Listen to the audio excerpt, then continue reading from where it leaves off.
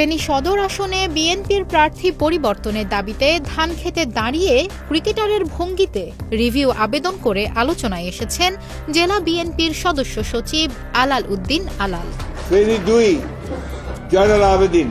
3 November দলের প্রার্থী তালিকা ঘোষণা করে বিএনপি। এতে ফেনী 2 আসনে প্রার্থী হন জয়নাল আবদিন। তালিকায় নিজের নাম না থাকায় প্রার্থী তালিকা পুনর্বিবেচনার দাবি জানান আলাল। এজন্য প্রতীকীভাবে ধানক্ষেতে রিভিউ আবেদন করে সবার নজর কাড়েন তিনি। রিভিউ করার বিষয়টা এটা আমার চিন্তা থেকে আসছে যে এটা অহিংসভাবে একটা দলের নিকট আবেদন জানানো, যেহেতু দল প্রাথমিক নমিনেশন দিয়ে দিয়েছে। এই নমিনেশনটাকে আমরা তো এই নমিনেশনটা যেহেতু দলের চূড়ান্ত নমিনেশন না, এই জন্য আমরা এই নমিনেশনটাকে মেনে নিয়েই আমরা রিভিউ চাচ্ছি যে এখানে প্রার্থীতা পরিবর্তন করা হোক। আগামী প্রজন্মের কাছে দৃষ্টান্ত রাখতে প্রতিবাদের ভাষা হিসেবে এই কাজটি করেন তিনি। এই প্রজন্মের প্রতিবাদগুলো যেভাবে হয় আমি ঠিক একইভাবে প্রতিবাদগুলো করার চেষ্টা করছি, যে জেড প্রজন্মের প্রতিবাদগুলো যেভাবে হয়েছিল আমিও চাচ্ছি যে প্রতিবাদগুলো ওইভাবে হোক, অহিংসভাবে প্রতিবাদ হোক।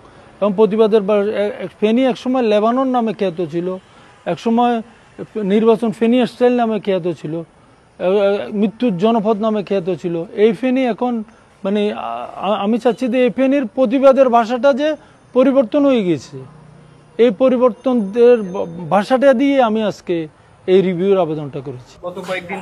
এই খবর শোনার পর রাতেই আলালের বাসায় যান বিএনপি মনোনীত প্রার্থী জয়নাল আবদিন। তবে আলালের সাথে দেখা হয়নি তার। আমি বিএনপির সেন্ট্রাল কমিটির উপদেষ্টা, আলাল ফেনী জেলার সদস্য সচিব। একদল যেহেতু আমরা করি, আমাদের যে কোনো মুহূর্তে, যে কোনো সময়, যে কোনো প্রয়োজনে সেন্ট্রালের নির্দেশে আমাদের একজনের সাথে যোগাযোগ করতেই হয়। যে আলাল একটা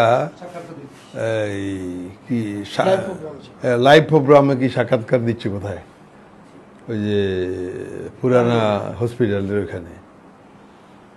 তো আমরা এই কারণে অপেক্ষা করতেছিলাম, এখনো পর্যন্ত সে আসে নাই। পরবর্তী হয়ে জানতে পারলাম যে সেখান থেকে সে উঠি অন্য কোথাও চলে গেছে। এই কারণে আমরা এতক্ষণ পর্যন্ত অপেক্ষা করছি।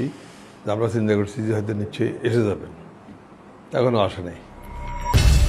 আলোচিত এই রিভিউ আবেদনে দলের হাইকমান্ড কি সিদ্ধান্ত নেয় সেটি এখন দেখার বিষয়। Independent digital.